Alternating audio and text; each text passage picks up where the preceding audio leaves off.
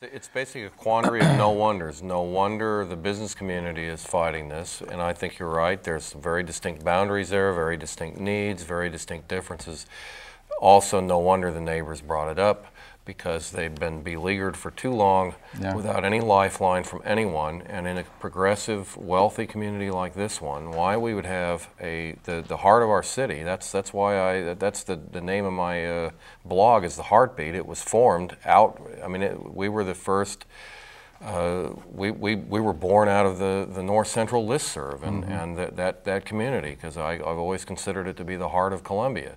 You know, when your heart isn't beating very well, you're going to cry for help. So, you know, I think those two needs are distinct, and I think the city and the community ought to start trying to meet them. Well, let's let this horse stand up before we beat it again the next time, maybe. Let's shift a little bit. What I wanted to do was talk a little bit about city budget issues, since we're getting into the silly budget season, and the city manager has released his version of the budget. In that budget, again, there's never a lack of controversy in this town, but there is some controversy because of the nature of the flat revenues that we have and the belt tightening that apparently is necessary. Two of the proposals that were suggested in the city manager's budget, one of them is a program, a recreation program under the auspices of the Parks and Rec Department. It's not for Paquin Towers, it's really for Parks and Rec, but it's housed at Paquin Towers, where the Housing Authority has its authority. And that is slated for elimination. The reasons given to this point were that it has not paid for itself and not enough people have taken advantage of it, just some of the residents, and even though it's open to the entire city. That position, I think, has an FTE with it, and a full-time position there from the Parks and Rec Department, and also I guess the cost of it per year is about $88,000. There's another smaller budget item that happens to be in my ward that's perked my ears up when I heard about it, and that is Lake of the Woods Pool. That is a facility, apparently, that has not had the visitation in the pool that was necessary to maintain it. That's only a $12,000 program, although there are some issues about whether the hours have been reduced and so on and so forth. But that comes on the heels of recommendations that were really public facility poor in certain parts of town, and the Northeast is one of those areas. So those total $100,000. Now, interestingly, from my perspective, we asked the city manager to provide the city council with more discretionary money. Last year we had, I think, $80,000. I think we spent $60,000 of it, and so the rest will carry over. And this year, I think Jerry Wade suggested that we take a percentage off the discretionary funds, but it was unclear as to how much that was. And he was of the opinion that it was a larger amount than what the finance director said. But at any rate, we had a work session, and Bill Watkins told me that what he has done is he's found us $100,000 in addition to the $75,000 that we had last year to use as discussionary money. Right. And but you coincidentally, it totals the $100,000 that where did he find that? Yeah. Well, they're probably totally unrelated as far as I can tell.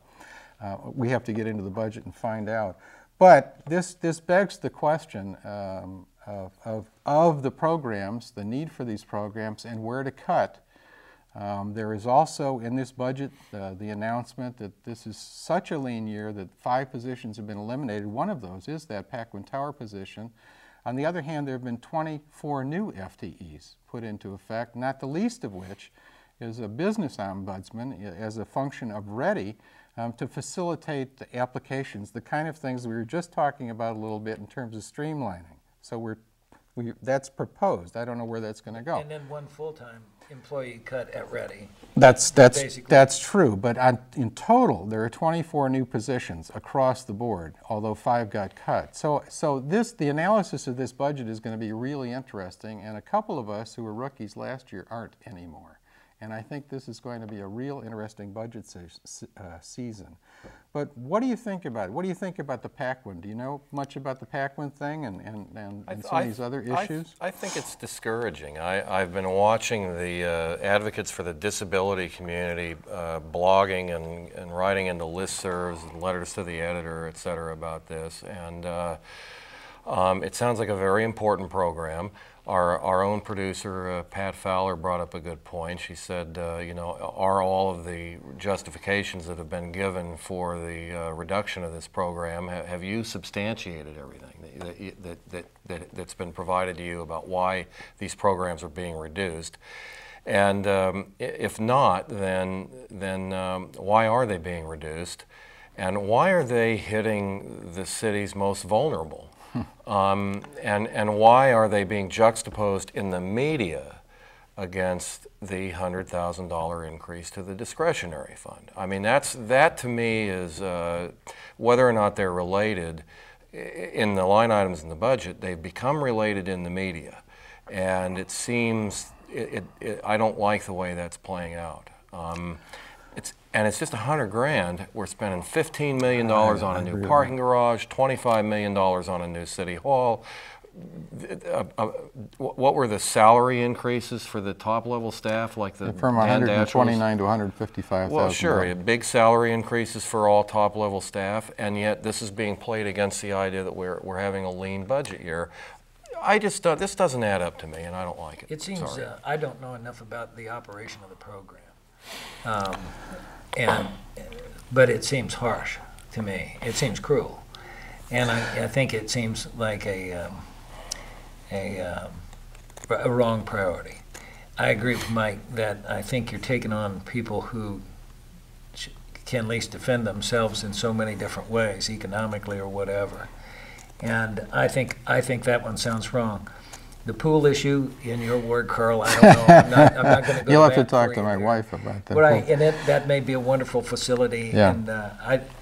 And the way that the facilities, recreation facilities like that, are divvied up around town, yeah, there probably is some inequity. Well, in that. let me just say one thing about that, and I'm not going to. I mean, where I come down is eventually where I'm going to come down. I probably will defend the pool, but it has been brought to my attention as well that there's a multi-$1,000 restroom that has not opened up at Lake of the Woods Golf Course, which is juxtaposed right next to the pool, which is a considerable amount of money to devote to a restroom in Parks and Rec, and yet seems like they can't make this pool work. But that we will flush these out. And to answer Pat Fowler's questions, probably use the word flush on flush the restroom in the restroom, yes. Yeah. But to answer Pat's question about this, some of this has not been vetted yet and verified. That's why we're getting into this silly season. We're going to have 3 work sessions, starting with the 20th, on the 20th of this month, to talk about some of these issues. And in the words of the city manager, he hopes that his budget is not the final budget that we wind up with, and I can assure him that it won't be.